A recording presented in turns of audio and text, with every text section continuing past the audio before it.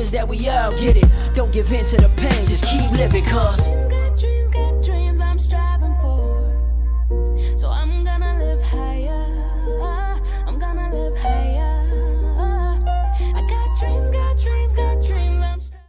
What's up, guys? It's Toby Rosario, and in today's video I wanted to talk about why you should flip contracts and not flip houses. This is a big this is all on preface, but I'm gonna make a case on why you should flip contracts and not flip houses. But before I do, go ahead and hit that subscribe button. I'll have it somewhere in the bottom, and hit that bell notification. That way you get notified whenever I post a new video. Also, smash that like button. It does help with the algorithm. That way this gets shared to a lot more people than just you.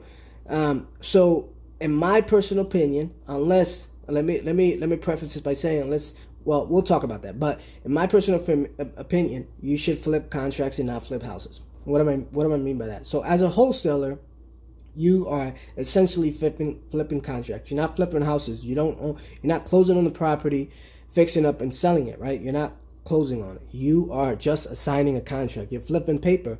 You're flipping that contract that you have with the seller.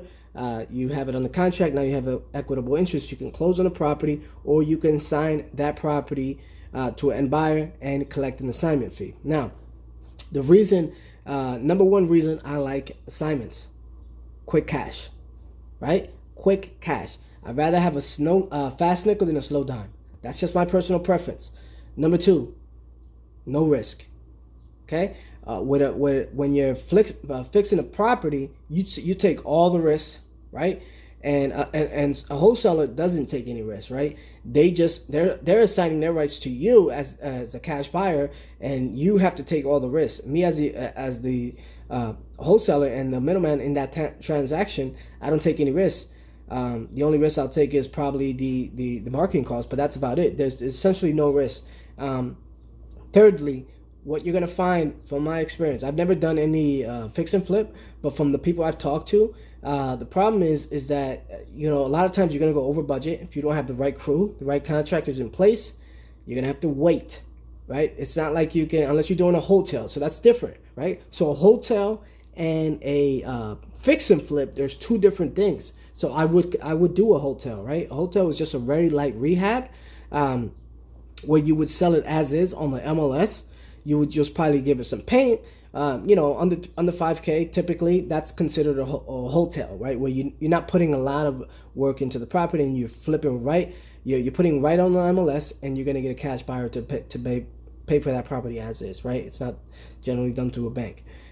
So that's different. Now, fix and flip, you're gonna close on the property, and you're gonna spend some money on that property. You're gonna renovate the whole kitchen, renovate the bathroom. You're gonna do all that because you want to get top dollar. So you do have to spend some money in that property. Now, the problem with that, I don't want to say problem. The thing, my concern with that is that, number one, again, you're gonna take all the risks. A lot of times, especially in the beginning, when you're a new beginner, from the people I've talked to, you're gonna go over the budget most of the time. I'm gonna give you an example. So there's a local cash investor that I spoke with recently. He bought the property for 40 grand, right? It was a good deal. ARV was 120. Okay, so he bought the property for 40 grand. In his mind, he's thinking, wow, this house is worth 120. I can probably put 25, 30 into the property, make a pretty good spread. Now, here's the problem he ran into. So long story short, he was all in 90 grand. It ended up being $50,000. He had some bad contractors. The work was a lot more than he expected. So he was all in 90 grand. ARV is 120, right? Or 130. I think, I'm sorry, it was 130, right? So the ARV is 130. So he has that 40K. But keep this in mind. It took him 6 months. Now he did sell that property. It took him 6 months to get, to do all the rehab, and then get it listed, and then get it sold. So the ARV was 130. Problem is, you got to factor in realtor commissions, 6%, closing costs, right? Now, so long story short, net profit, he's probably only going to profit about 30 something grand. Now, I mean, that's a good profit, right? But it took him 6 months to do that. If you were doing assignments, he could have assigned it for probably 20 grand. 20 grand, and it would have been done in 2 weeks, right? Slow fast nickel or slow dime. Now it's all on preference, right? But back to my original point. So it's just you take all the risk. You're probably gonna go over budget in the beginning. Comment below and let me know what are your thoughts. Do you like fix and flip? Do you like assignments? And then thirdly, you have to wait for your money. Now, again, that doesn't mean I won't take up an opportunity where the numbers are just so astronomical that it just makes sense, right? I can either wholesale them, or the numbers work so well that I'll do private money, borrow some money, or hard money, so that I can take down the property, fix it, and then resell it on the market.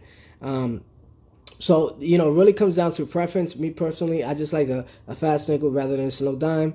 And then the problem with that is, while you're waiting, I could have flipped 2, 3, 4 more assignments while you're waiting for that flip. And it's really hard to scale because you got to find the right contractors. Now, it doesn't mean that doesn't work. There's going to be a ton of examples of people, and I'll have a video coming up where, there's a local rehabber where he does very well with his rehab projects.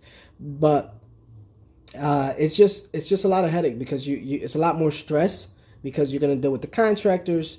You got to get it inspected. You got to get it approved by the appraiser as far as value, banks. It's a lot of work.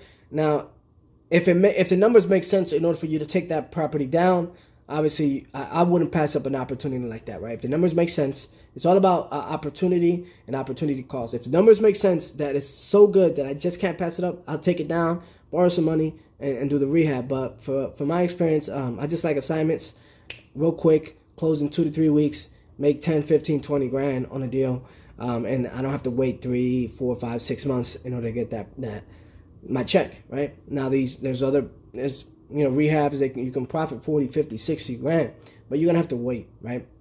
Then you also have to factor in realtor costs, closing costs, all these other costs that are associated with doing a rehab. So comment below, let me know what's your preference, assignments versus fix and flip. That's my time. My name's Toby Rosario. Peace.